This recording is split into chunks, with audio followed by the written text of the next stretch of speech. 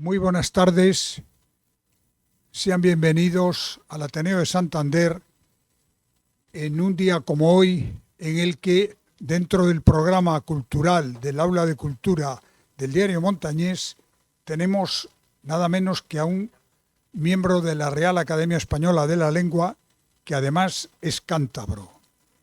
Pero en el lapso de un mes, desde finales del pasado mes de marzo a la fecha de hoy, en el Ateneo y en el Aula de Cultura del Diario Montañés hemos tenido el honor de que pasen por esta tribuna dos miembros de la Real Academia, los dos cántabros y los dos grandes escritores, Álvaro Pombo y hoy, como no, Manuel Gutiérrez Aragón, que además presenta un libro en el que también ha colaborado mucho Sánchez Noriega, aquí presente, y que ambos van a mantener una conversación tanto con Guillermo Balbona, redactor jefe del Diario Montañés y responsable de la sección de Cultura, y con Javier Menéndez Llamazares, crítico literario del Diario Montañés, y yo siempre lo repito porque es por lo que es más conocido, columnista sobre el Racing, que es algo así como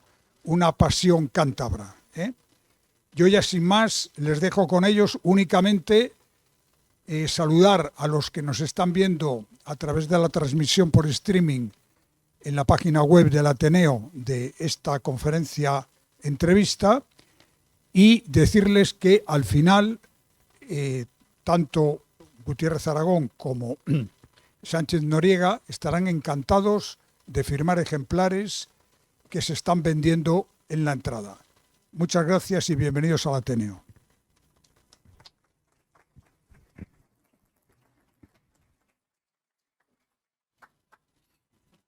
Buenas tardes. Antes de que esto parezca como los hermanos Marx, de que haya presentaciones de presentaciones, vamos a ir un poco al grano. Esta yo creo que es casi la primera vez que se presenta el libro. Una puesta de largo en la Academia de Cine, como corresponde. Que por lo que además pude seguir, bueno, fue bastante multitudinaria porque Manolo, pues es, yo creo que muy querido dentro del mundo del cine y que además ha sabido a lo largo de su trayectoria pues abarcar muchas aristas y muchos caminos creativos, y después de haberle hecho muchísimas entrevistas y de conocerle durante años, no sé si le pasará lo mismo a José Luis, que conoce perfectamente su obra y su trayectoria. A mí lo que me pasa es que nunca sé, esto es como lo del huevo y la gallina, pero que aquí no sirve. O sea, yo nunca he sabido dónde empieza el escritor, dónde acaba el cineasta, dónde empieza el cineasta, dónde acaba el escritor. Probablemente sean la misma persona y ninguno. Me dirá que es una cosa unitaria e inconfundible. La verdad es que cuando veo o vuelvo a ver alguna película suya o cuando saca un libro nuevo, que en los últimos años, como sabéis, por esta misma tribuna, por la Universidad Internacional Menéndez Pelayo, por la librería Gil, y bueno, siempre él ha sido fiel a presentar sus libros en su tierra, aquí y por supuesto en Torrelavega, pero me pasa, siempre he tenido esa sensación. Sin embargo, el libro que hoy presentamos, o del que va a hablar Manolo, y yo creo que primero, sobre todo, José Luis, porque claro, este libro es resultado de una cosa que hace muy a menudo Manolo, que es como si jugara al mus, ¿no? Dice, envido, y entonces el otro dice, órdago, y entonces, ¿quién gana? Pues nunca gana Gutiérrez Aragón, pero sale ganando, y me explico. Fue José Luis el que le dijo, oye, ¿por qué no recopilas artículos y textos que tienes, lógicamente, de toda una vida? Luego especificaré o comentaremos a lo largo de estos minutos cuál es el origen de algunos de estos textos, que son obvios y que muchos de vosotros habéis leído. Y bueno, le hizo esa propuesta, como muchas otras, y le dijo, bueno, lo lógico sería que recopilaras todos esos textos que están por ahí dispersos y que en el fondo tienen, como se demuestra aquí, una especie de guía o de señales unitarias de lo que es no solamente el cine. Yo diría que el cine subyace en todo, pero en realidad habla de arte, habla de actuación, habla de representación, yo creo que habla en el fondo de la vida, que es lo realmente importante y que por eso, para eso se es artista o se escribe o se es creador. Y lógicamente, pues lo que os contaba, llegó Manolo y dijo, no, esto no, como que era algo, no sé, entre cansino, superfluo y ¿para qué?, ¿no? Que es la pregunta que probablemente nos hacemos todos. Y el resultado demuestra que hay muchísimas respuestas a ese para qué, y por supuesto quien se la cargó fue José Luis, que hizo una labor encomiable recopilando los textos, y ahora hablaremos de ello. Yo antes quiero decir que este no es un libro erudito, eso no quiere decir que no sea el libro de un sabio. Este es un libro que tiene muchísimas ideas y eso es lo más importante. Ya estamos acostumbrados a... afortunadamente te das cuenta a tiempo y entonces ya no lo lees, pero que salen cantidad de libros publicados que no tienen ni una sola idea. Y aquí pues rebosa.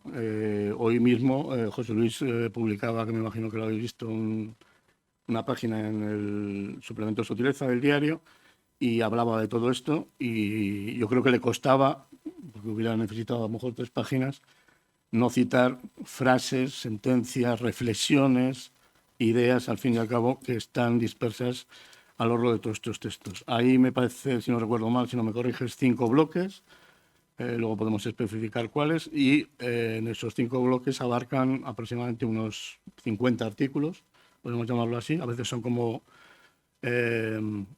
textos breves, pero que curiosamente eso no implica que sean superficiales o livianos, porque hay... Y ahora, antes de dar paso la mesa y de empezar a preguntar, voy a leer uno de ellos. Son textos a veces muy pequeños, muy breves, pero que tienen muchísima hondura, ¿no? Una cosa no está reñida con la otra, y alguien que es cineasta y que sabe lo que es el montaje, el cine es montaje, pues sabe claramente de qué estoy hablando. Pero lo importante es la recomendación. Este es un libro, como pasa muchas veces con poemarios, que no es lineal, no hay que leerlo, como se puede hacer lógicamente, pero no hay que leerlo por el principio o el final, sino que se trata de ir, bueno, a veces como picoteando o saltando de determinados temas por esos bloques y por esos artículos que os he comentado que hay. Y otra idea que quería decir antes de dar paso es que esto en el fondo es una trilogía. No es que haya otros 2 libros que se llamen, por cierto, lo único que discuto es En busca de la escritura fílmica, aunque esté aquí los 2 autores.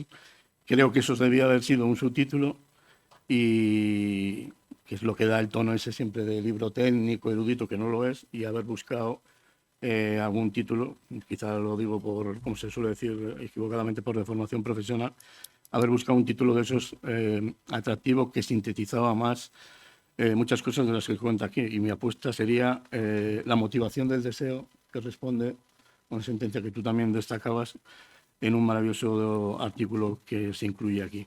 Y poco más. Entonces, ¿a qué responde la trilogía? Pues lógicamente a que, aparte de este libro, Manuel Gutiérrez Aramón escribió antes una novela que se llama Rodaje, y escribió a los actores, llamémosle ensayo, no sé, yo no me atrevería a poner etiquetas, que creo que con este libro pues es exactamente la mirada no solamente de un cineasta y de un escritor, sino también la de ese académico a la que se refería antes Manuel Ángel Castañeda. Termino leyendo el fragmento este que os decía, que corresponde, si no recuerdo mal, a todo lo que es la parte, vamos a decir, más densa, y a la que responde como una especie de declaración de principios a ese en busca de la escritura fílmica, ¿no? Y leo estos párrafos que me parecen absolutamente maravillosos, y que creo que es una definición o una señal de identidad de lo que se ha pretendido el libro. No sé si tanto Manolo como más bien José Luis, ¿no? En la lectura el ritmo lo marca el lector, en el cine el ritmo lo marca el montaje. Qué gran diferencia. La proyección no es reversible. En la lectura uno mismo relee la frase en la cadencia que quiere. A veces me hubiera gustado decirle a la película lo que Fausto a Mefistófeles, que podía quedarse con su alma si alguna vez le pidiera detener el tiempo ante algo que verdaderamente deseara. Detente, instante, eres tan bello. Aquello que pasa por la pantalla tiene que ser gozado en el momento. Se quiere que la acción siga y a la vez retenerla. Que algo esperado ocurra de una vez, pero sabiendo que si pasa ya no volverá a suceder. Que llegue, pero que no pase tan deprisa. Que sea, pero que no sea. Así pues, en la sala de montaje de la calle Montes Quinza, está refiriéndose a los orígenes, aquí se habla mucho, a veces de manera directa y otras indirecta, a la escuela de cine, que yo creo que este libro se lo debe entero a la escuela de cine. No tanto a la formación como, no sé, una especie de espíritu, ¿no? Y de cosa fundacional. Buscando el sentido del cine, uno de lo que encontraba era algo parecido a la motivación del deseo que hablábamos antes, de cualquier deseo, incluso los que el cine suscita. De alguna manera hice mi propio pacto con el diablo. En la moviola uno puede rebobinar hasta revivir lo extinguido. Detente, instante pasajero. Bueno, se podía seguir porque creo que es maravilloso este texto en concreto. Vamos a bombardear a José Luis. Me imagino que lo difícil fue elegir, seleccionar los textos y qué tipo de unidad o por qué, al margen de lo obvio, los elegiste. Sí, hola, buenas tardes. Ahora. Buenas tardes, muchas gracias por venir y muchas gracias al Ateneo y al diario que, digamos, apoya este acto. Para mí, este libro ha sido un libro muy placentero, porque otros libros que tiene uno que escribir y tiene uno que pelearse con los textos es distinto. Efectivamente, yo veía que había muchas cosas, muchos artículos, a veces encargos de verano de un periódico, cosas así, cosas aparentemente ligeras. Los dos discursos de la academia, porque el señor Manuel Ángel Castellida la presenta como académico, pero es que es doble académico, que es también académico de Bellas Artes, lo cual es muy importante, donde además tenemos allí muy buenos amigos en la Academia de Bellas Artes de San Fernando. Entonces digo que él tenía esos discursos, tenía distintos textos y yo rápidamente vi que había ahí un material valioso que estaba disperso y que era un material no del especialista que nos va a hacer un prontuario o un manual sobre su destreza profesional, no, sino de alguien, y esto ya lo has indicado tú, pero yo lo quiero subrayar, sino de alguien que tiene un mundo rico por detrás de su práctica profesional. Es decir, que al margen de que Manolo haya hecho unas películas estupendas, al margen de que tenga ahí 5 novelas y esta rodaje a mí personalmente me gusta muchísimo y he tenido ocasión de escribir sobre ella, al margen de eso, por detrás hay una personalidad y hay una visión del mundo y hay una forma de estar, de ver la realidad, una forma que siempre es exploratoria, indagatoria, siempre como, en fin. Entonces yo creo que eso era lo que a mí me llamaba la atención.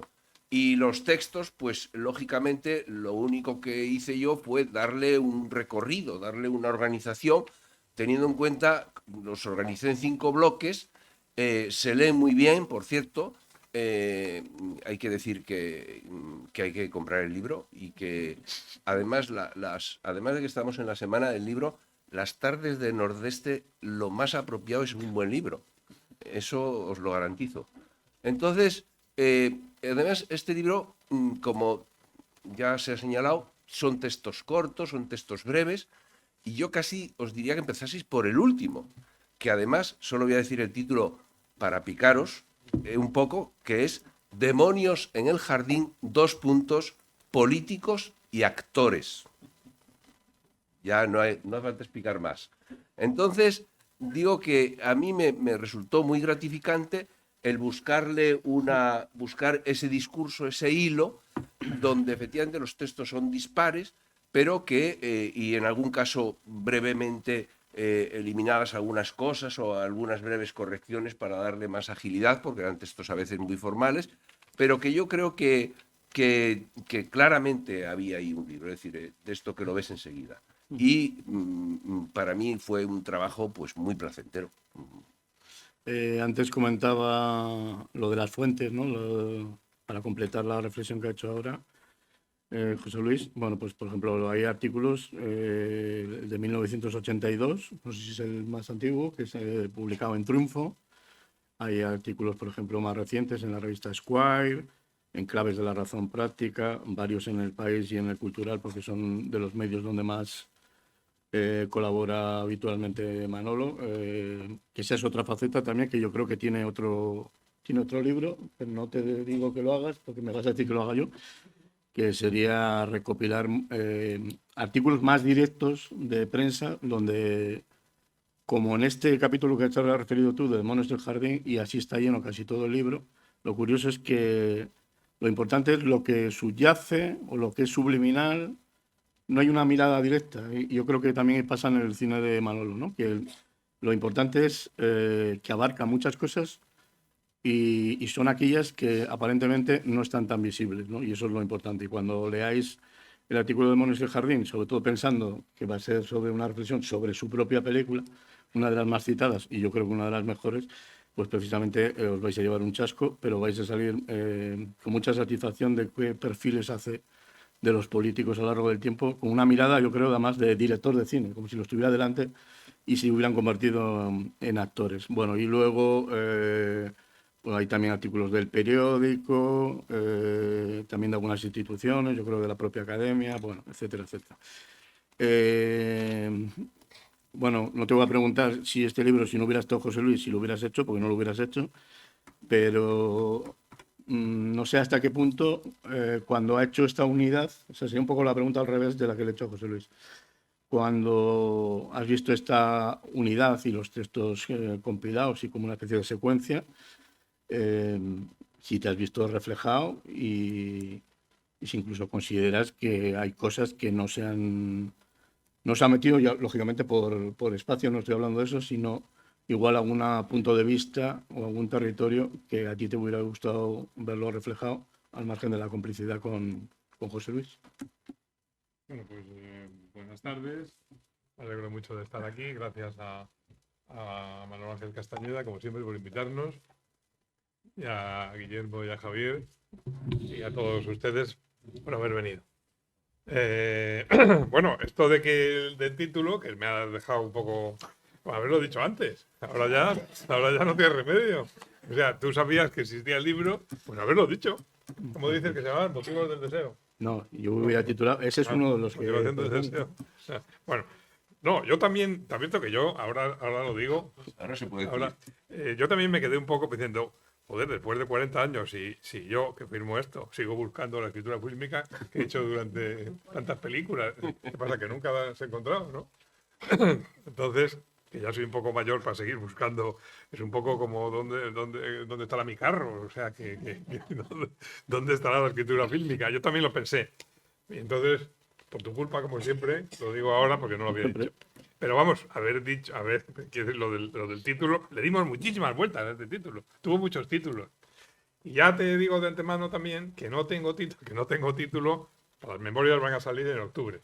Sí, Y no tienen título porque no encontramos un título. Entonces, cuando venga yo aquí al Ateneo, si es que Manuel Ángel nos vuelve a invitar, que no sé, no me digas que no te gusta el título de las memorias, porque ahora estás a tiempo para decirlo, ¿no? Son unas memorias. Es una provocación para que digas algo. Bueno, entonces, el libro. No, efectivamente, bueno, yo primero no podría haberlo hecho cuando lo propuso el profesor Noriega, porque yo no conservaba los textos. Eso es lo primero. Y luego, sí, lo que yo creo que José Luis lo ha hecho muy bien, en vez de hacerlo de una manera cronológica, lo ha hecho por temas, lo cual ha encontrado mucho más sentido a los escritos, pero mucho más sentido. Hasta el punto que yo me he dado cuenta que el libro sí merecía la pena y sí tenía sentido después de que él lo ha ordenado, ¿no? Bueno, había artículos que por supuesto nunca volví a leer, algunos no me gustan, vamos, me parecieron tremendos, pero ya tampoco los iba a quitar, ¿no? Porque me parecía mal. Y algunos, en cambio, me han gustado mucho. He dicho, qué bien escrito estaba esto. O sea que ha habido un poco de todo, ¿no? Hay uno sobre Kafka, que me parece de una pedantería insoportable, pero hay uno sobre Buñuel que me ha gustado mucho. Y pensé, antes yo tenía una razón más despierta que ahora, porque ahora no se me hubiera ocurrido escribir esta cosa, ¿no? Y sí, efectivamente, sobre todo cuando yo pienso que al hacerlo alguien que sabe, como José Luis, le ha encontrado una unidad. Se nota, vamos, yo no sospechaba que tuviera una cierta unidad de criterio y de pensamiento, pero sí que la tiene, porque bueno, al fin y al cabo, el criterio ha podido variar respecto al cine, pero no tanto. Y una de las cosas, además, que tanto como José Luis y yo nos dimos cuenta, yo creo que después, es que los directores españoles tampoco son muy dados a hablar del trabajo que hacen. No digo ya de sus películas, que eso sí, porque te hacen muchas entrevistas, pero de reflexionar sobre el trabajo. Hay un libro, hay unos libros estupendos, no digo porque Biota sea de Santander, pero a mí los libros de Biota sobre el cine me gustan mucho, siempre me han gustado mucho, ¿no? Y me parece que está muy bien, quizás no hayan tenido toda la proyección que merecía la pena, ¿no? Entonces, ¿cuál, digamos, sería la motivación del libro mejor? Pues hombre, que está escrita según pasado. Yo nunca lo he escrito por las buenas, sino siempre a petición de parte, ¿no? Por un periódico, realmente, que me pedía escribir sobre lo que lo había hecho en teatro o en cine o incluso en literatura, pero sobre todo en películas. Entonces, como testimonio de un director sobre el cine, me parece que esa es la posible gracia que tiene que tener, y desde luego el sentido, y eso os lo doy a José Luis, el sentido lo da cómo está ordenado, ¿no? Bueno, Javier, que no ha venido a hablar del Racing, sino del cine, igual tiene algo que decir. Es que estoy con la bufanda velando armas para mañana, que nos toca. Muy buenas tardes. Yo no sé si sumarme a la controversia del título, porque creo que dentro del libro hay muchísimos títulos.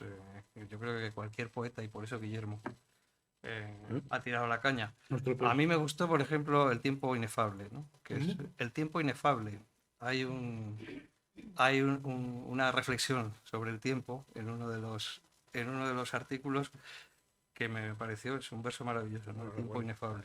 Pero no vamos a entrar en el título. Sí que hay algo muy curioso, y es que antes hablaba Guillermo del chasco que se pueden llevar los lectores, o que nos llevamos todos cuando vemos un artículo como titulado Demonios en el jardín y que luego habla de otra cosa, aunque incluso nos quedemos después maravillados con ello, ¿no? Y es que la clave nos la da el propio Manuel en el libro.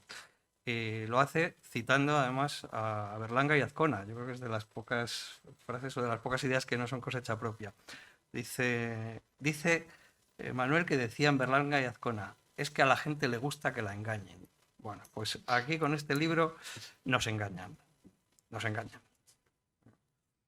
Porque uno nada más que lo ve se piensa que va a ser un tratado, una monografía, bueno, incluso pues un manual universitario, una de esas aproximaciones que para los especialistas son maravillosas, pero para el lector común pues normalmente se nos ponen los pelos de punta como si viéramos al lobo. Y sin embargo uno se asoma a los textos y se encuentra algo absolutamente diferente. Realmente hay que felicitarles porque es una lectura deliciosa. No tiene nada de académico, sino que casi parece que uno esté leyendo relatos o a veces microrelatos encadenados. Hay que tener un gran talento para contarnos, como él hace, la aparición del cine en su vida. ¿Qué fue el cine para él? ¿Cómo fue su vida en el cine? Y cómo se interconexionan ambas cosas para todos, el cine y la vida, y hacerlo como si nos estuviera contando casi al oído su propia vida, que no es en realidad su vida. Nos está hablando del arte, nos está hablando, bueno, yo creo que de muchísimas cosas. Eso es el gran valor que tiene, yo creo, el trabajo de José Luis, porque es capaz de ordenarlo con ese sentido. Decía Guillermo que el montaje lo es todo, también lo dice Manuel en el libro, de ordenarlo y de darnos, sin que nos demos cuenta, ese acercamiento a la visión estética que tiene Manuel Gutiérrez Aragón. Que además yo creo que lo que más disfruta el lector es, aparte de esa pasión del artista, es cómo nos lo cuenta, porque lo hace con un punto de humildad, con verismo, pero con los pies en el suelo, y uno siempre piensa si padece síndrome de Stendhal o síndrome del impostor. No sé cuál no sé cuál de los dos. Y al final, bueno, yo creo que acabamos entrando dentro de su juego y viendo la realidad, la historia del cine, el cine español, bueno, yo creo que incluso la vida, pudiendo verla por un momento como la ve, ¿no? Este libro, pues, en lugar de ser John Malkovich, sería como ser Manuel Gutiérrez Aragón, ¿no? Yo creo que ese es el gran valor del libro y me imagino que sobre todo era lo que buscabas, José Luis, al seleccionar los textos, que además muchos son brevísimos, son autoconclusivos, la mayoría de ellos se pueden leer por separado en ese picoteo que recomienda Guillermo, aunque yo debo confesar, bueno, yo estoy harto de leer libros y realmente dejé todo lo que tenía en la mesa para terminar de leerlo porque es casi un vicio, ¿no? Leer a Manuel.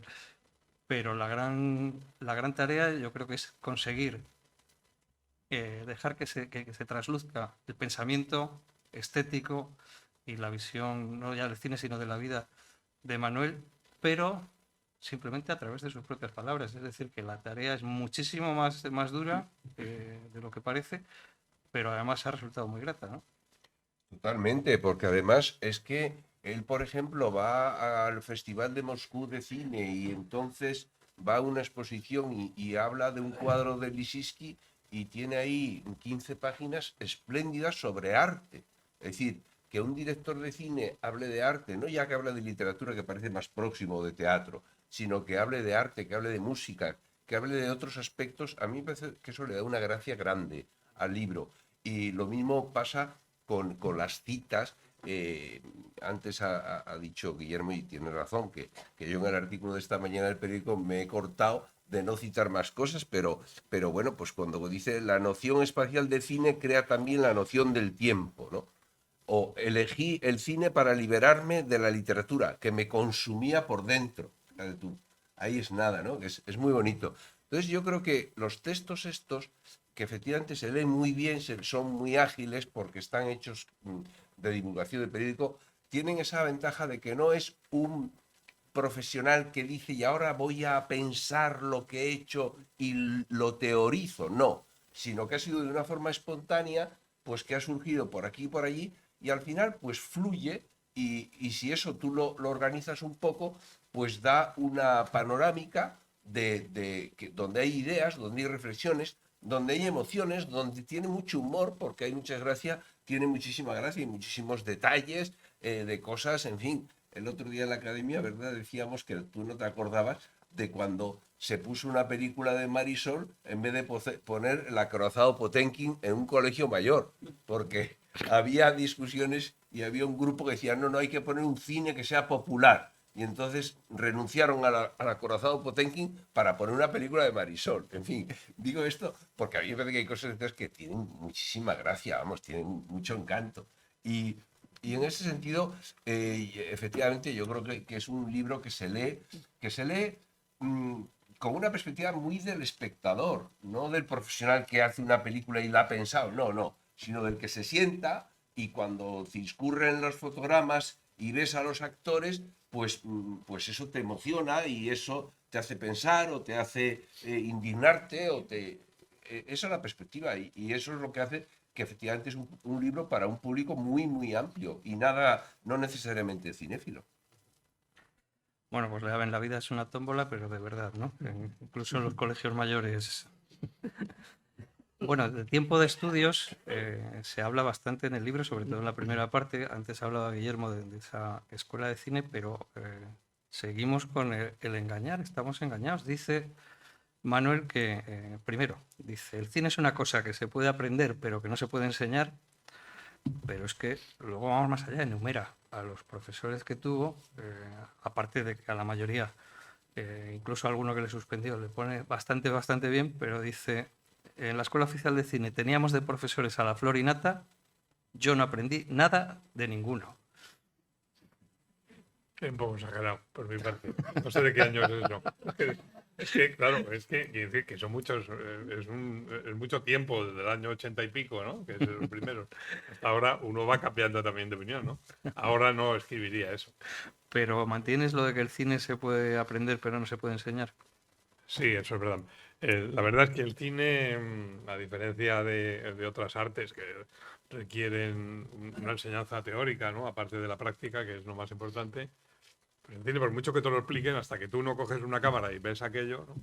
Y empiezas a trabajar con los actores y ves la diferencia que hay entre lo que está escrito y lo que puede salir, que es muy grande y hay que achicarla.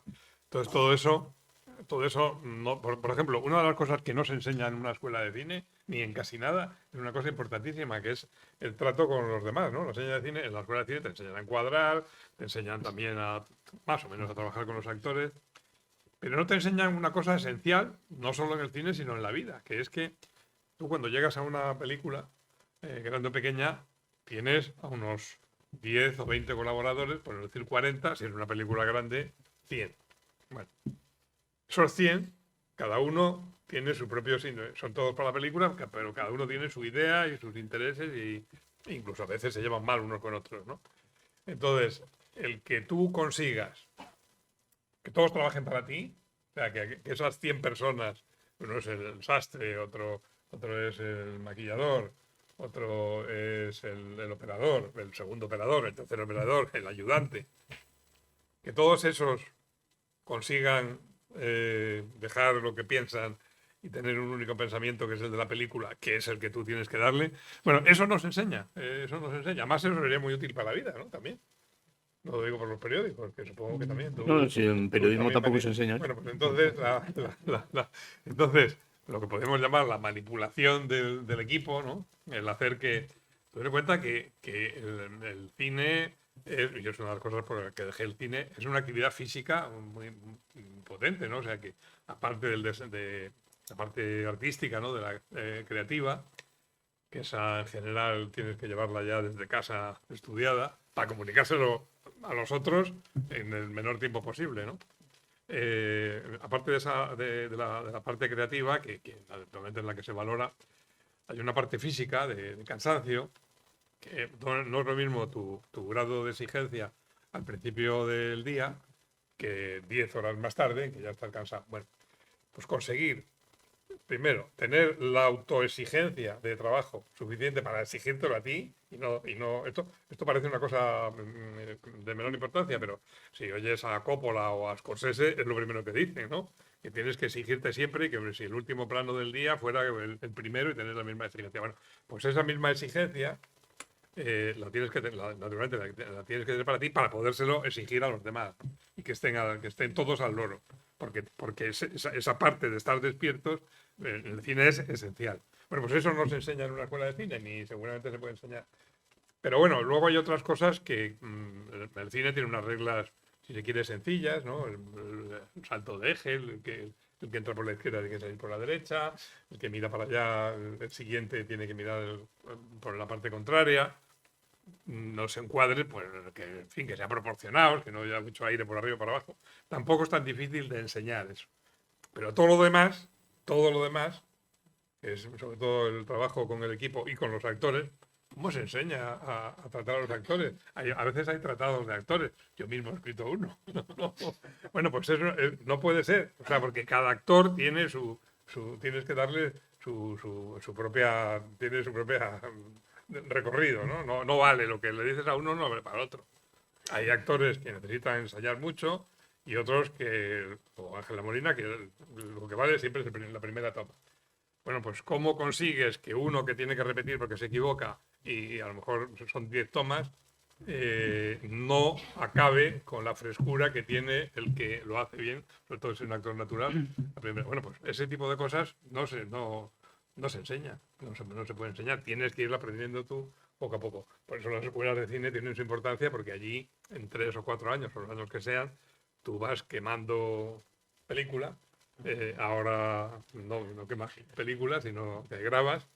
Y bueno, ahí es donde se aprende, donde los errores se pueden corregir para luego no cometerlos en una primera película. Y en eso sí que la escuela de cine sí que funcionaba. La escuela de cine que yo padecí era una escuela muy ideológica. Ahora es todo lo contrario. O sea, la ideología ha desaparecido, que tampoco está muy bien. Eso tampoco está bien, pero entonces es verdad que había un control ideológico. Las películas se juzgaban sobre todo por si eran correctas o incorrectas desde el punto de vista pues, de la crítica social, por ejemplo, ¿no? En la escuela de cine que yo estudié había dos bandos irreconciliables, que eran los que les gustaba el cine americano y que los que les gustaba el cine italiano. El cine italiano no solo era muy crítico, era bueno, la época de los Visconti, los Antonioni, de todo eso. Y el cine, bueno, el cine americano, pues era sobre todo Ford, ¿no? Bueno, pues allí, el otro día lo contábamos, en las discusiones no solo eran teóricas. Hubo dos que se pegaron por una película de Burgos, ¿no? Que llegaron a darse puñetazos. Bueno, tenía su gracia. A lo mejor se han pegado alguno por alguna película tuya. No creo. A propósito de esto, sí hay yo creo que hay una intrahistoria en la escuela de cine. Igual puedes sintetizar ahora, ahora que no se escucha nadie. Es decir, era una escuela de cine, pero probablemente donde más se aprendía era, no sé, en esa periferia que construíais vosotros mismos en la escuela de cine, ¿no? Algo parecido como en la Facultad de Periodismo, donde se aprendía en la cafetería. Bueno, en la escuela de cine había buenos profesores, entonces, porque casi todos los cineastas españoles de entonces querían estar en la escuela de cine porque les apetecía, les gustaba dar clase. Entonces estaba Saura, que era más de la plástica, Borau, que era muy exigente desde el punto de vista de la puesta de escena y del guión. Y bueno, pues, o sea, que estaban los más significados del momento, ¿no? Y luego era un caso curioso porque la escuela era muy antifranquista, era un reducto antifranquista, pero rodeados, todo por fuera estaba rodeado de lo contrario, ¿no? Entonces aquello era una burbuja, casi una escuela de ficción, porque las películas que se hacían nunca se podrían haber puesto fuera, ¿no? De hecho, las películas que nos ponían eran películas que habían pasado la censura, que habían pasado por la censura. Muchas de ellas no habían sido aprobadas, pero nosotros sí las veíamos, y otras habían sido cortadas. Y había también algún profesor que era de la censura. Y además, estas cosas de críticos que eran censores y de censores que eran críticos, o sea, que primero cortaban la película y decían, uy, o cuando ponían cara la crítica y decían, la película esta no se entiende muy bien, coño, pues se la acabas de cortar tú. O sea, que no. Bueno, era un sitio curioso, la escuela de cine era un sitio curioso y creo que ahora llama mucho la atención eso, ¿no? Que una burbuja como era aquello pudiera vivir en un mundo azul-gris. Has aludido al tema físico para dejar el cine. Después de la película sobre ETA y otras cosas. Te pregunto, que creo que te lo he preguntado más veces, si has estado tentado de volver y cuando has estado tentado de volver ha sido sobre todo porque echabas de menos a los actores, eso por un lado, y bueno, lo físico es una razón importante, pero yo creo que habría otras razones para que lo dejaste. Sobre todo Otra vez me preguntan un cierto desencanto. Es que nunca logro que digas de verdad lo que... No, es que yo creo que primero el público ha ido cambiando. Y entonces aquellas películas que hacíamos, yo lo he escuchado a Saura decir, yo ahora no podría hacer La prima Angélica, joder, pues es que, o sea, bueno, cuando lo vivía. O sea que hay películas que ahora sería difícil que hiciéramos. Ese tipo de cine sería difícil que lo hiciéramos, pero aunque lo logramos hacer, es casi seguro que no hubiera tenido la repercusión que tenía entonces, ¿no? No sé si pasa con otras cosas. Bueno, pero por ejemplo, Saura se fue adaptando, quiero decir, hizo otras cosas impensables. Bueno, luego hay películas de baile y eso, pero bueno, pero quiero decirte que yo pienso que cambió la actitud del público, cambió nuestra actitud y de luego el dinero para hacerlo, o sea, pero al final también es una cuestión de dinero, pero aunque hubiéramos encontrado el dinero, seguro que esas películas que hacíamos no hubieran encontrado la respuesta que encontraron en su momento, que era buena. Bueno, hemos visto que Manuel es incluso crítico consigo mismo cuando dice que algunos artículos no le gustan, pero yo no sé si el crítico fue también crítico con los textos cuando los estaba seleccionando, si siempre estás de acuerdo con él o no, porque, por ejemplo, plantea algunas cuestiones. En uno de los artículos dice que que plantea una herejía, ¿no? Dice que el verdadero autor de una película es el guionista, por ejemplo. Cuando tú lees todo esto, Sí. ¿qué opinas? Sí, bueno, vamos a ver, yo no es que esté al 100% de acuerdo con todo lo que dice, como ¿Ah, es no? lógico. Ahora me lo dices ahora, igual que tú con el título. Él Haberlo tiene, dicho antes. él tiene su... Quiero decir que él tiene sus matices y demás. Hombre, a veces es que hay artículos que son más coyunturales, Sí, entonces, bueno, pues son más ligeros, ¿no? Más... Hay algunos terribles. a mí, Hay no, algunos hombre, que yo no había leído y que el otro día en la Academia de Cine leyeron en altavoz, que espero que no se te ocurra hacerlo, y yo me sonrojé. Menos mal que no los había leído antes, si no, te hubiera dicho que no lo pusiera. Pero luego lo de concretamente esto de que el autor es el guionista, yo creo que en eso estamos de acuerdo casi todos desde luego los profesores de historia del cine, como es mi caso, siempre lo valoramos, porque al final una película, ¿por qué se te cae abajo? Pues porque hay un guión que no engancha, que no tiene ritmo, etcétera, ¿no? De todos modos, yo quería señalar una cosa que él ha citado sobre ese artículo sobre Buñuel, ¿no? Y es que hay como 8 o 9 perfiles Ese me de gustó. cineastas, ¿no? Ese me gustó. Y ese te gustó. Ese me gustó. Pero eran todo como encargos cuando se había muerto la persona, Ah, excepto el que hay de Josefina Molina, que ese fue la contestación de la academia, del discurso de la academia. Pero los demás eran con ocasión de haber fallecido un cineasta. Pero no son una necrológica, no es el artículo de este era muy bueno, hizo esto, hizo otro, sino que era pues como un perfil, ¿no? De decir, bueno, ¿qué me llama la atención del cine de este señor?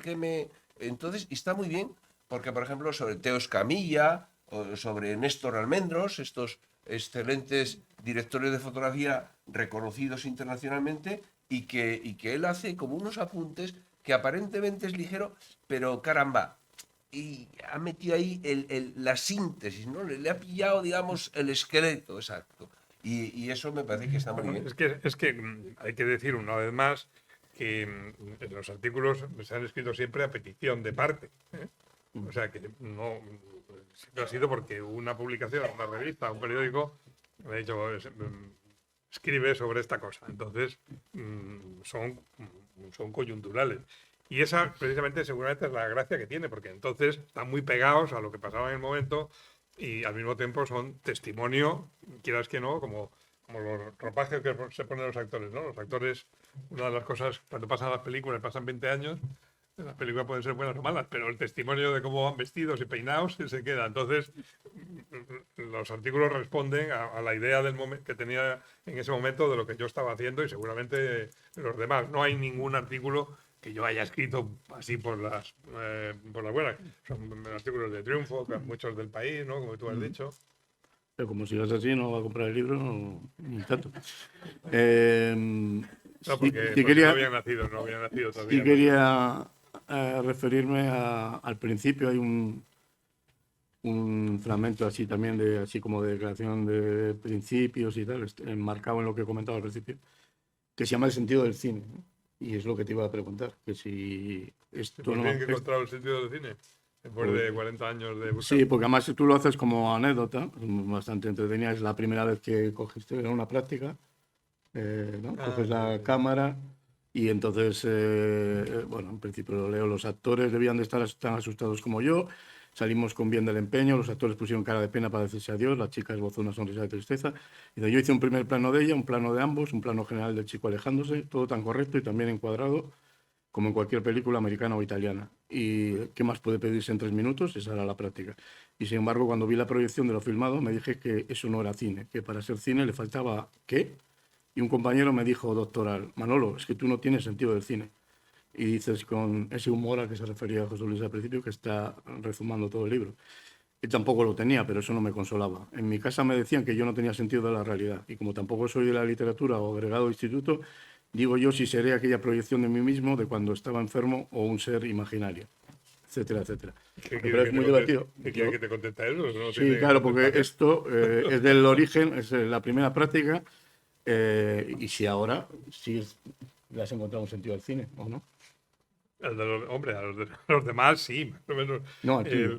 El mío, bueno, hombre, al cabo de no sé si después de buscar la escritura fílmica esa que tú dices que no está bien ponerlo como título, sí, al final se encuentra, aunque solo sea por acumulación, se encuentra en un sentido de cine. Pero es verdad que la suma de las partes no hacen una cosa, ¿no?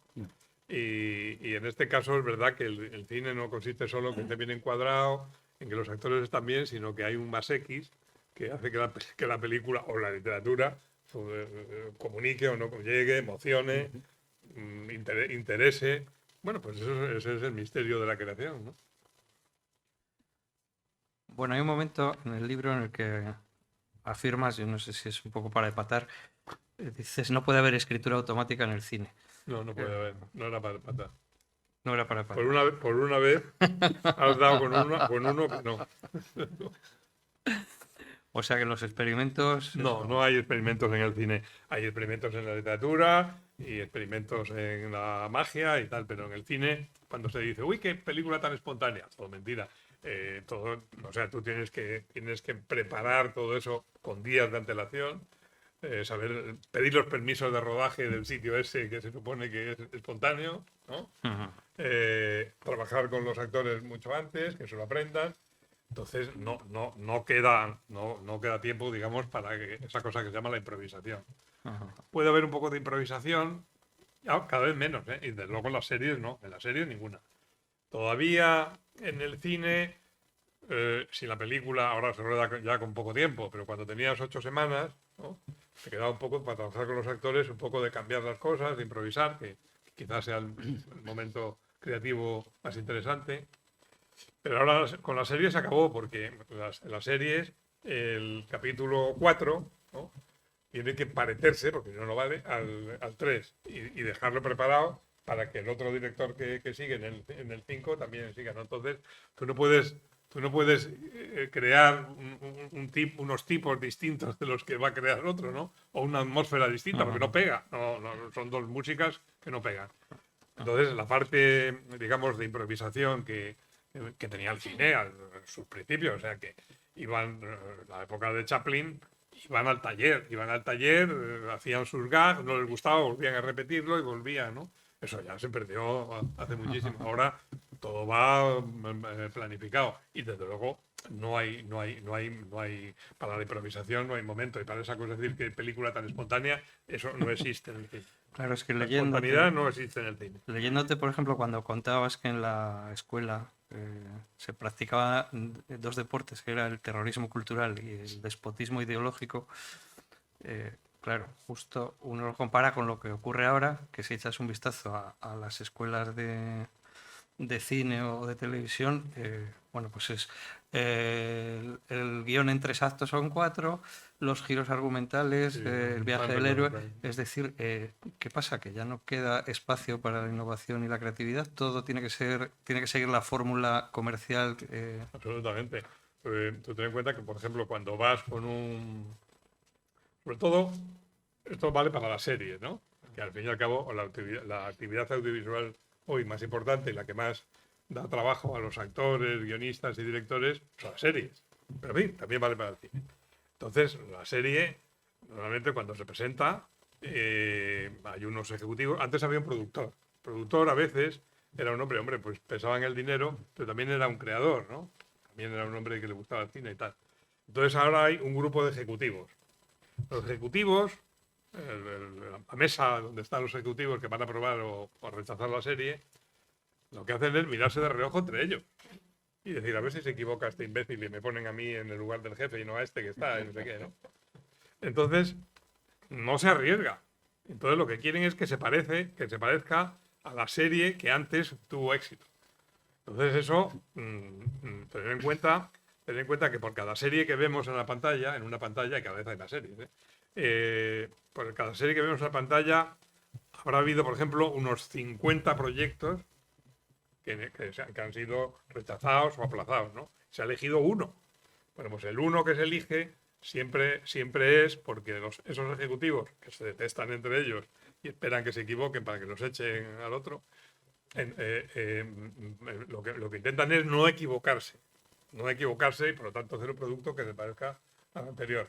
pero tampoco son tontos y saben que tienen que ofrecer alguna novedad, porque si no, entonces, digamos, buscando el equilibrio entre lo que es seguro o más o menos seguro y la novedad, ahí el creador se puede meter y encontrar algo que merezca la pena, ¿no? Pero es difícil, es difícil incluso para tener en cuenta que el cine ahora cada vez cuesta más dinero producir, ¿no? Por ejemplo, en los países europeos es muy difícil que una película se pague sola, por eso hay las subvenciones tan criticadas y eso, pero eso es común en casi todos los países europeos. Pero en el cine americano es que son películas que tienen que gustar a todo el mundo, pero todo el mundo mundial, ¿no? Entonces, pues no pueden, o sea, hay ya tabús, no pueden ser antifeministas, no pueden ser racistas, no pueden ser no sé qué, ni pueden hacer bromas al respecto, ¿no? Entonces, claro, los productos cada vez salen más neutros y más parecidos, sobre todo más parecidos a unos a otros y más se pierde la creatividad. Pese a eso, la gente que ahora empieza a hacer cine, como ya nace con esas condiciones, pues al final encontrará la manera de adaptarse. Hay un artículo... Pero yo no. Hay un artículo, a mí me ha gustado bastante, sobre todo porque hablas de un tipo a reivindicar como era Antonio Drobe, y en ese artículo terminas diciendo una pregunta, te haces una pregunta que es que si Drobe era un director frustrado, ¿no? Más o menos te contestas diciendo algo así, pues como que no lo crees, que depende de qué pensemos, y que en cualquier caso queda en la memoria de algunos, muchos o pocos, como precisamente está pasando ahora.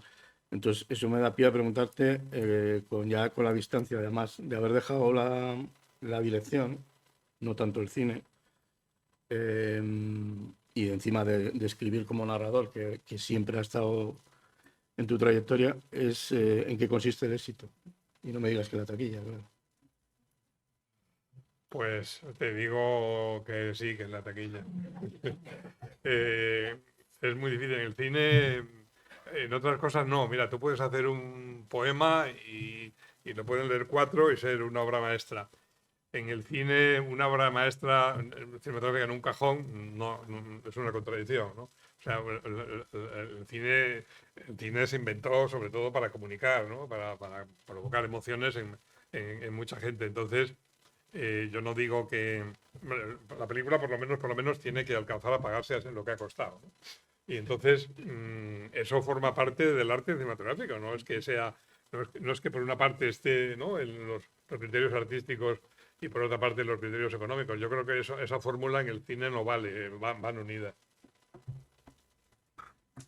Pues así es la vida, ¿qué quiere que te diga? Siento desengañarte ya, siendo tan mayor como somos, pero es así. Bueno, ahora que os ponéis a hablar de dinero, No. bueno, hay una parte en la que también se habla del Bill Metal, ¿no? Pero desde otra visión, ¿no? Los derechos de autor y una guerra de la que hablas que hay entre la visión del convenio de Berna y el sistema de copyright americano. Y que además, bueno, Manuel dice que de imponerse el sistema, que creo que por desgracia es lo que va a pasar, los que van a perder son los cineastas. Yo no sé... no sé en qué año está escrito, pero ahora es lo que está pasando, ¿no? Sí, está en 2012 creo que, ¿no? 2012. En 2012.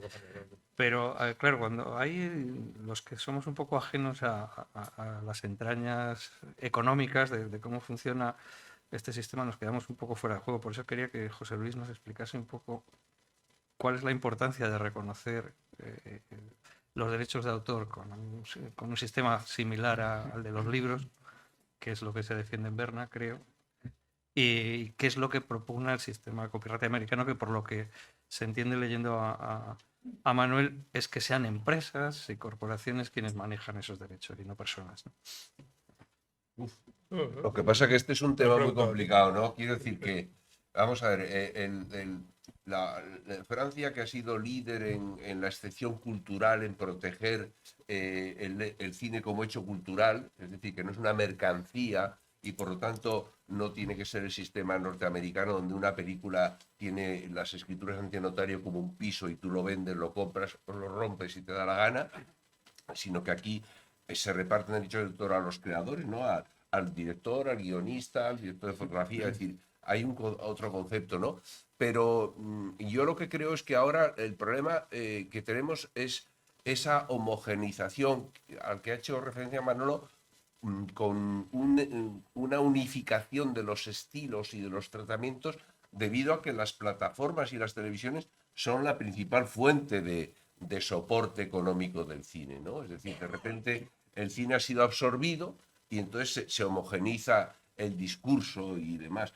Hombre, a mí me agradó mucho cuando Alfonso Cuarón hace Roma, para la película Roma para Netflix, y de repente es una película maravillosa e inesperada, ¿no? Completamente inesperada. Bueno, yo creo que Netflix no son tan tontos en el sentido que ellos buscan también decir, bueno, pues como nadie tiene la clave del éxito, vamos a darle cuartelillo al cine de autor o las cosas más personales, ¿no? En fin, de todos modos, es un tema, yo creo que es muy complejo.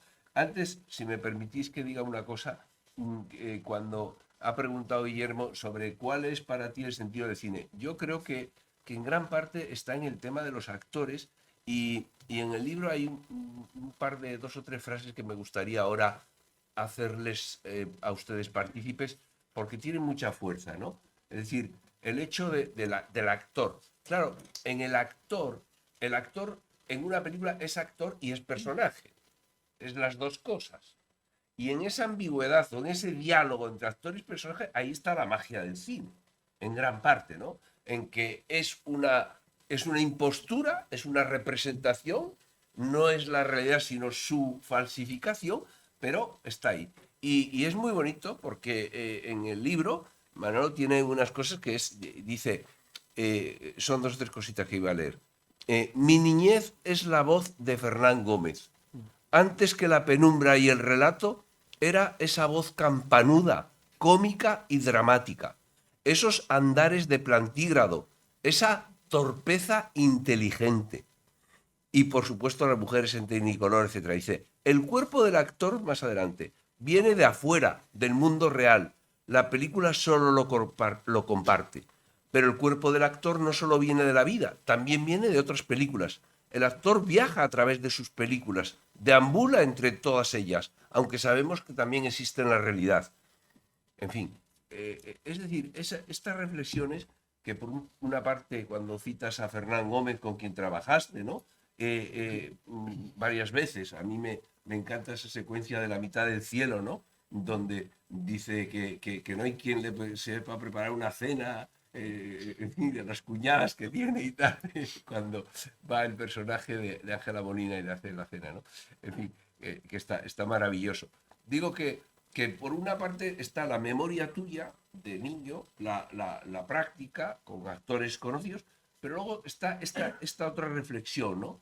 De la voz del actor, que además, como decíamos el otro día, cuando presentamos el libro en la academia, se desdobla. Es decir, está el cuerpo y está la voz, porque además el actor de doblaje no tiene cuerpo, solo tiene voz, ¿no?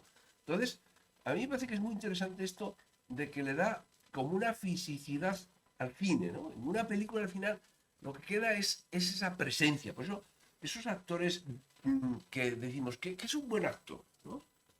No lo podrías decir eso. ¿Qué es un buen actor? Quiere decir, ¿qué es una buena interpretación? Digo esto porque a veces aquello que decían de Robert Mitchum, que dice, pero ¿cómo es que le pagan si no actúa? Estaba tan quieto, no gesticulaba, ¿no? Bueno, en la hija de Ryan actuó todo el rato borracho. Y es casi su mejor interpretación. Y es casi lo mejor, ¿no? Pero a mí me parece que eso en el libro hay una reflexión, y luego, por supuesto, tu libro a los actores, que me parece un ensayo espléndido.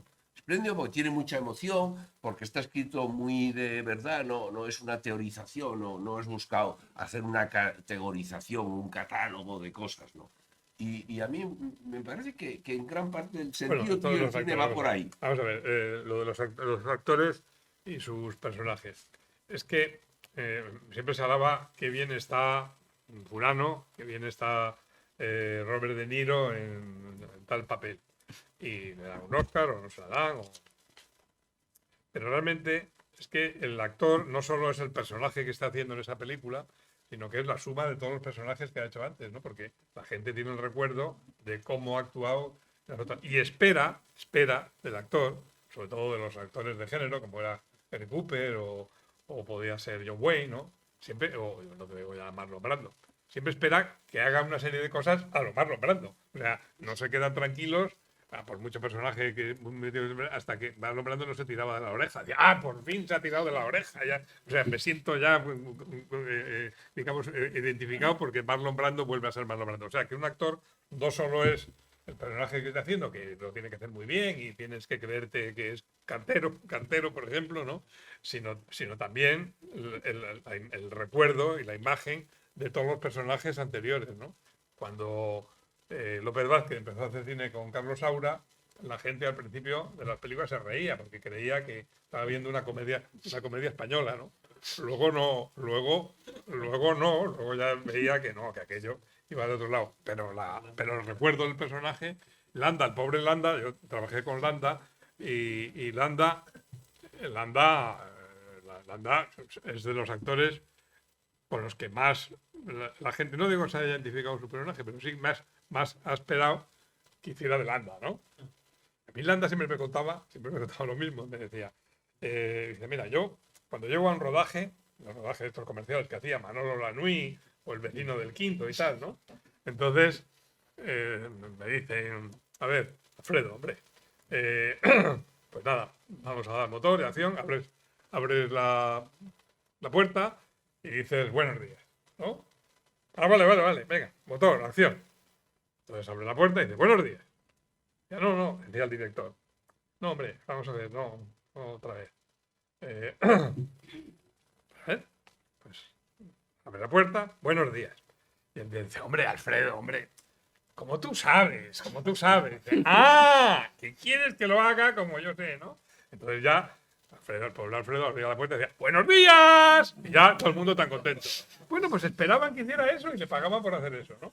Entonces él lo sabía, pero no o sea, quería que se lo pidieran, que hiciera de Landa.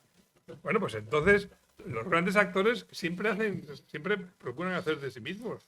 Eso está claro, porque la gente lo espera.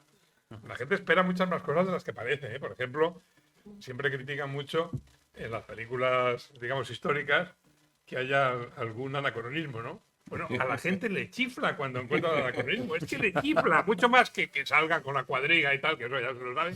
No, es que se vea. ¡Joder, has visto el reloj! Eso es el éxito. Es que más lo siguen haciendo. Siguen haciendo. Vamos, yo en algunas de el Quijote he puesto un reloj a ver si pasaba eso. En el CID siempre están recordando que se veía la estela de un avión. Sí. También, y pasamos a... también cuentas, que antes nos has adelantado un poco, que era una paliza física, pero dices que un rodaje es como una guerra. Lo que no sé si es, bueno, pues la guerra del Vietnam, de Corea, si es la guerra fría, la guerra tecnológica. ¿Cómo es de verdad un rodaje, entonces?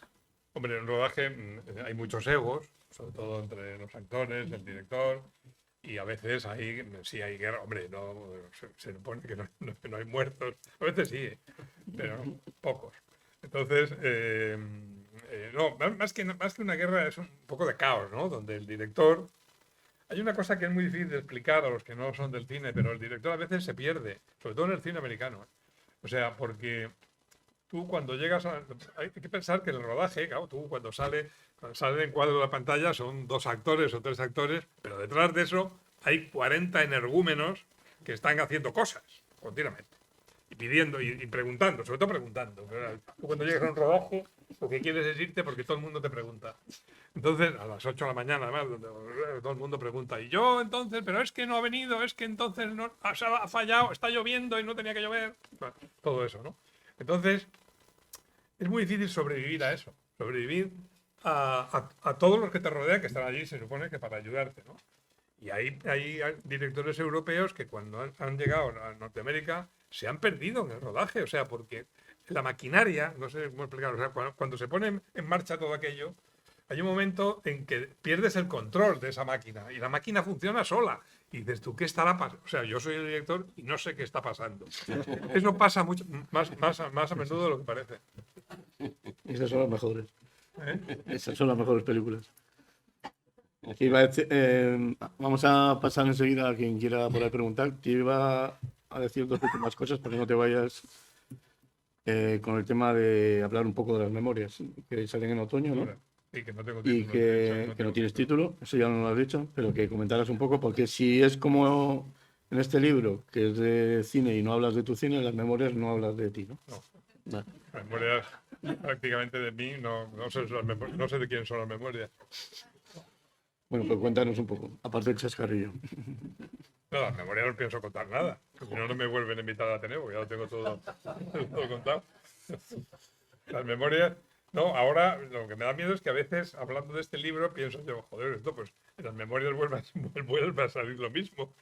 A ver qué dice, porque es de editoriales distintas además. No sé. O sea que más vale que no descubra, Anagrama no descubra que hay muchas cosas que ya se cuentan aquí. Que por cierto, Tampoco no sé tengo si... tantas cosas que contar como para no Ya cambiarlas. ya veremos cuántas páginas tiene. Que no comentamos al principio que, por supuesto, el libro está editado por Cátedra, la colección Signo e Imagen, que es, bueno, absolutamente histórica en este país, al margen de otras editoriales y proyectos. Bueno, el que quiera preguntar ahora para que le desmienta Manolo, tiene la oportunidad. Están a ti, que yo no- Mira, ahí. Espera, un segundo, que tiene que hablar por el micrófono. Pues ahí pones a tomar unas magdalenas en vez de unos sobaos, de los pasiegos. A ver, la gente pasiega estaba... Yo vivo mucho en el valle, la zona pasiega. Estaba enfadada con esa... Estaba muy buena esa película, me encantó. Pero ese detalle, solamente ese detalle. A mí Será también, cuestión del guionista, a mí digo yo. también me asombró mucho porque yo nunca vi a un pasiego comer un sobao. Siempre comía maíz.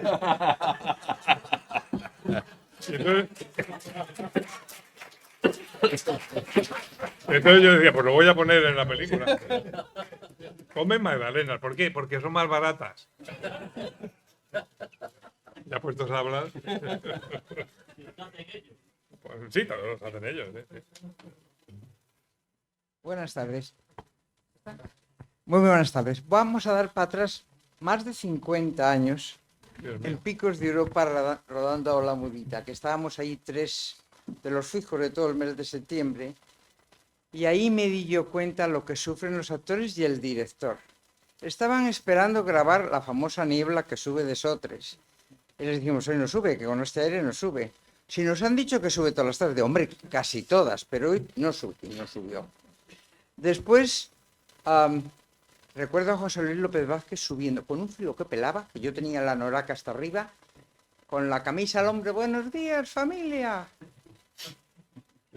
Se nos quedó aquel trozo que se grabó en el refugio, o sea, en los alrededores del refugio. Dijimos, la de veces que repiten cada cosa. Había una de mojar un huevo, que la chica acabó enferma, y eso que no se lo deben de comer. Nada más que mojar y hacer así. Corten otra, ¡buah!, con otros huevos fritos, vuelta a servir, pim pam. Lo que sufren, ¿eh? Nada más que admiro muchísimo el trabajo. Y han pasado 50 y pico años y a mí no se me olvida aquello. Y muchísimas gracias Fue muy por dura todo aquella esto. película. Era muy dura la película. Fue muy dura porque era una película que tenía que haberse rodado en verano, digamos, y entonces se rodó ya casi en octubre. Y entonces yo recuerdo que nevó incluso, con lo cual llegar hasta arriba era... Sí, de Berlín, sí. Sí, sí.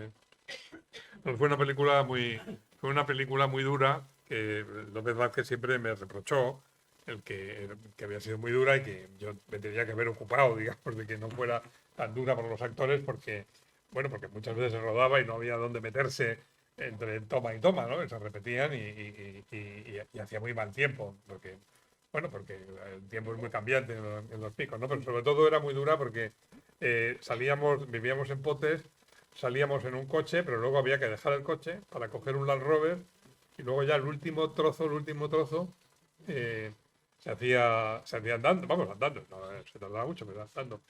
Y a veces yo recuerdo que yo puse una caseta muy bonita en lo alto de un pico, donde se veía por un valle, por otro lado se veía otro valle, pero muchas veces había niebla y no se veía, o sea, quedaba igual que la caseta se hubiera rodado Sí. Se hubiera rodado en un plató, ¿no? Porque no se veía lo que pasaba afuera. Bueno, pues eso es el cine. Yo no sé cómo no me he ido del cine mucho antes, la verdad. ¿Puedes contar, Manolo, lo que fue tu primera película cuando te entrevistaste con José Luis López Vázquez? Cuando te preguntó qué tal director eras, ¿no? Bueno, sí, López Vázquez, cuando hizo Habla Mudita, era uno de los actores más buscados, ¿no? En el cine. Primero, que era un actor muy taquillero, que había hecho muchas películas, muchas comedias. Luego había hecho las películas de Saura, o sea que tenían los dos lados. Y entonces yo era la primera película que hacía y cuando me llevó Díaz Querejeta, que era el productor, a cenar con él para que nos conociéramos, pues aquel hombre no solo, o sea, podía elegir entre muchas películas. Y me dijo, ¿y tú qué tal director eres? Claro, yo dije, pues yo no tengo la idea, vamos a descubrirlo juntos, ¿no? Porque fue muy generoso por hacer la película con un novato, ¿no? Porque podía haber hecho otra película que no fuera aquella. En realidad la película, debo confesar que estaba pensada, sobre todo yo había pensado en Fernando Fernández Gómez, pero porque a Fernando Fernández Gómez además le gustaba mucho el guión de Habla Bonita, ¿no? Pero no pudo porque estaba haciendo una película en México. Y entonces, bueno, le dijimos a López Vázquez, que además era más popular que Fernando Fernández Gómez. ¿Más cosas?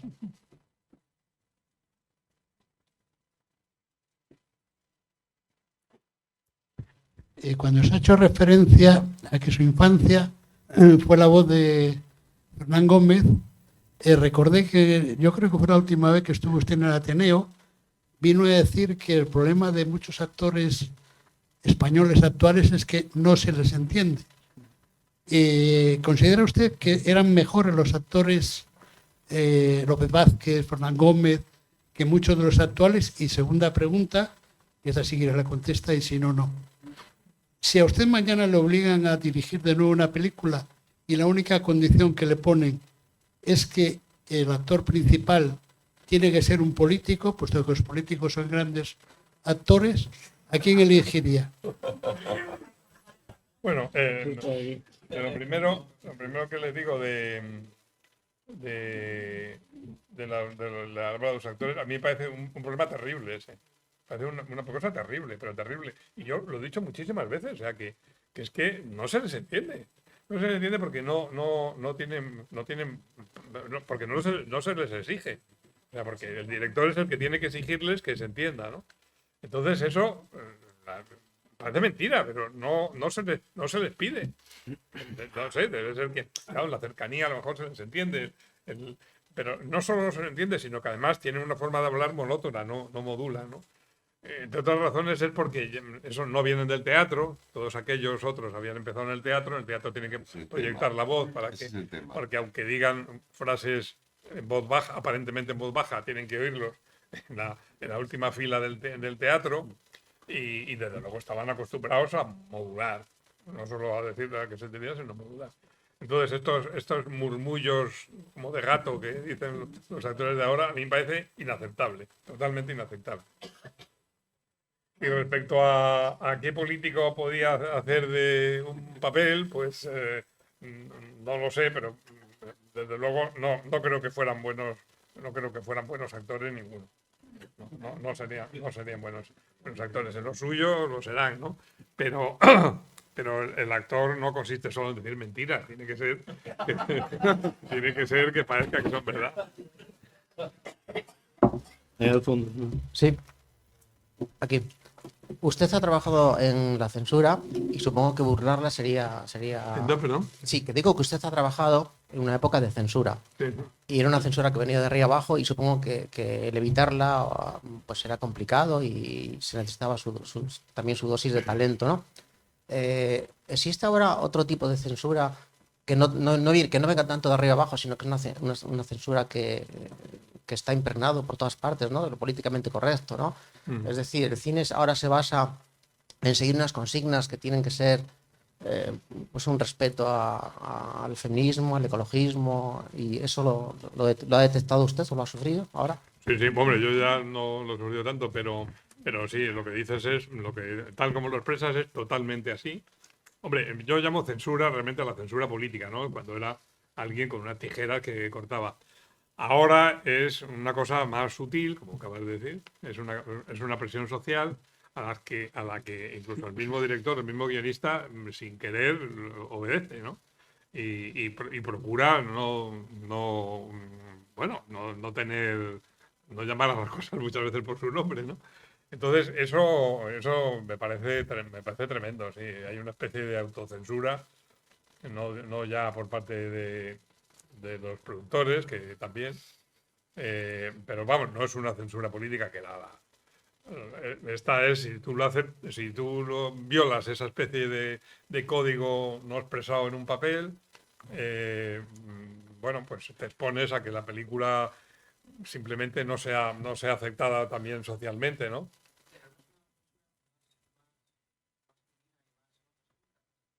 Sí. Sí, eso es totalmente cierto.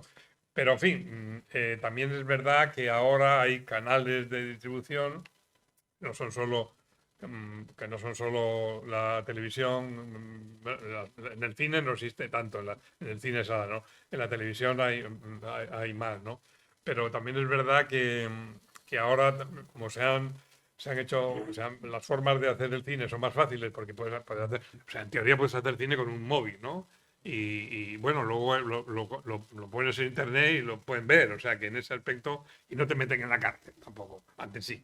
Entonces, bueno, es una censura distinta, pero también hay más, también puedes burlarla y hacer la película que quieres, solo que te expones a que naturalmente no te hagan caso, pero tampoco viene alguien con las tijeras.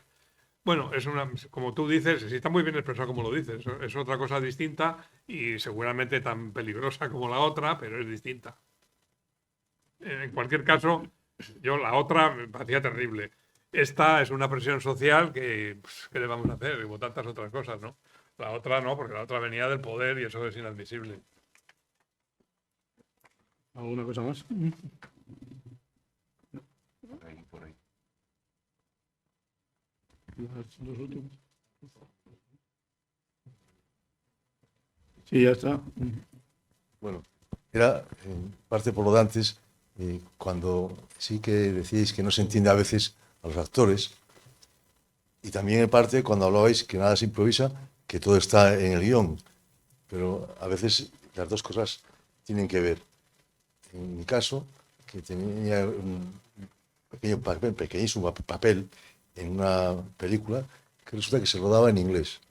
Yo de inglés no tengo ni idea como para expresarme en ese sentido. Y se dieron cuenta cuando el día que me tocaba hablar, que ya eran el sexto día de rodaje. Entonces, se dieron cuenta que no hablabas en inglés. Claro. Pues fíjate. Entonces hubo que cambiar el guión por unas señas convenientes. Y bueno, y salió. Bueno, pues ahí ves que el interés que ponía el de sonido que fuera en escucharte. La última. Ahora, bueno, lo primero, me pido disculpas si me cuesta un poquito expresarme porque vengo de una operación muy grave y entonces tengo un poquito de dificultad, pero bueno, voy a intentarlo. Agradecer a la organización ese tipo de eventos porque creo que son fundamentales. Yo soy profesora de periodismo y de comunicación audiovisual en cuarto y entonces para mí es muy gratificante. Además vengo del mundo profesional como actriz y ayudante de dirección. Lo último que hice fue con Lluís Pascual. Entonces, bueno, pues es muy gratificante lo que ha dicho usted de que realmente cuando se aprende es haciendo. Porque yo con mis alumnos trabajo así. Yo me veo más como una mediadora y lo que quiero es que hagan sus proyectos. Entonces, eso es para mí es muy alentador, eso en primer lugar, agradecerle esa experiencia, porque para mí como profesora pues es muy importante. Pero ahora voy a intentar al grano a la pregunta. Hace poco estuvo aquí Víctor Erice, y él planteó un cambio de paradigma que me parece interesante y me gustaría conocer su opinión, ¿no? Él planteaba que lo que le preocupaba a él ahora es que realmente antes, en la época de los Lumière, nosotros capturábamos, ¿no? Y ahora con el mundo digital eso ya se ha perdido, no hay esa selección o esa captura porque todo se puede modificar y se puede alterar de alguna manera. Entonces, bueno, sí, es un poquito conocer su reflexión sobre este cambio de paradigma que me parece muy interesante para reflexionar. Y luego, como aprovechando que hay aquí muchos amantes del cine, sí me gustaría levantar un poquito de conciencia y de cruzada particular para que valoremos que el arte es muy importante para la salud, está demostrado científicamente, y el cine es así, independientemente del debate sobre ayudas o no ayudas. Pero creo que es importante que las personas sepan lo que cuesta hacer arte, lo que cuesta hacer una película, todo el trabajo que lleva, y en ese sentido tengamos un poquito más de conciencia cuando vamos al cine, consumimos plataformas o simplemente todo este debate burbuja que se ha creado en torno a las ayudas. Muchas gracias y perdonad si no me he explicado bien. No, te hemos oído perfectamente. Bueno, pues es verdad que antes, en la época en que empezamos, tanto Víctor como yo, teníamos que acudir al rigor cinematográfico de la puesta al rigor de la puesta en escena, porque además era muy difícil cambiar una cámara de sitio, ¿no? O sea, cuando ponían la cámara allí se quedaba, porque cambiarla era cambiar la iluminación. Ahora todo eso se ha mejorado, entre comillas, porque todo se ha hecho más fácil. O sea, es verdad que la captura de imágenes, que antes era con una película fotográfica, se hace digital, lo haces con muchas cámaras, las cámaras son muy ligeras, y entonces, naturalmente, se puede, si tienes 8 cámaras, pues puedes rodar una escena de muchas maneras y ya no se te exige desde el principio tanto rigor. Aquello del rigor no estaba mal, ¿eh? No estaba mal porque tenías que elegir, muy bien elegido el punto de vista de donde contabas la película y de la imagen que querías construir, como es el caso de Víctor, que siempre ha sido muy riguroso, y él no pone la cámara si no es por algo que ha meditado, ¿no? A veces lo ha meditado durante unos cuantos años, o sea que ha tenido tiempo, ¿eh? Bueno, entonces, es verdad que ese rigor estaba bien, pero las cosas han cambiado. Y los cambios te pueden gustar o no gustar. Y es que ahora puedes rodar con 8 cámaras y la puesta en escena la haces en la sala de montaje. O sea, que eliges cuál es la que quieres en la sala, en el montaje, ¿no? Porque al final, yo siempre cuando daba clases en alguna escuela de cine, siempre decía, bueno, tenéis muchas cámaras, pero al final solo podéis montar una imagen de todas. No podéis montar todas, tenéis que elegir. Por lo tanto, no vale pensar que alguna valdrá. Tenéis que pensar cuál es la que va a valer antes de ponerlo así, ¿no? Entonces, un director como Víctor, que es muy riguroso, pues se me encuentra siempre hay un motivo desde donde hay que mirar esa escena. Y eso es verdad que con hacer las películas en una sala de montaje se ha perdido un poco, ¿no? Porque hay muchas tomas y tal. Por ejemplo, nosotros casi nunca teníamos dinero para rodar un plano aéreo, porque eso era muy complicado. Ahora con los drones no hay película que se precie que no tenga 8 o 7 planos absolutamente inútiles desde el aire, porque en el aire desde allá arriba no se ve nada, se ve el punto de vista de insecto, ¿no? Una cosa. Entonces, eso pues ha ido a menos respecto al cine riguroso que nos gusta, ¿no? Pero hay que reconocer que tenemos mejores medios técnicos que antes. Antes iluminar era tardísimo. Bueno, no digo ya antes de empezar yo el cine, en que me acuerdo que Fernando Fernández siempre contaba, cada vez que había un cambio de plano, o sea, que haces otro plano, la gente decía, vamos a cambiar el plano, al bar, si van al bar, ¿no? Ahora no, ahora las películas se ruedan seguidas. Bueno, pues así es como todo, ¿no? Entonces yo no creo que hayamos empeorado. Lo que pasa es que estamos con riesgo. El riesgo, ¿cuál es el riesgo de la banalidad? Con esto que ha quedado muy bien dicho, muy ya bien. Podemos terminar. Ha sido el mejor cierre. Antes de despedir, 2 cosas importantes. Una, como se habrán vendido todos los libros, ahora Manolo se queda aquí para poder firmar los libros que queráis, que habéis comprado. Y lo segundo es que al salir dejéis un sobre con títulos para las memorias. Vais saliendo, vais dejando un sobre con las memorias, ¿no?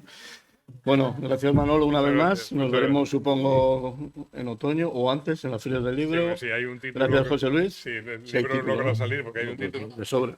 Y gracias a Javier, aparte del Racing, les da suerte. Y nada, y muchas gracias a todos por haber asistido, como siempre. No me importa.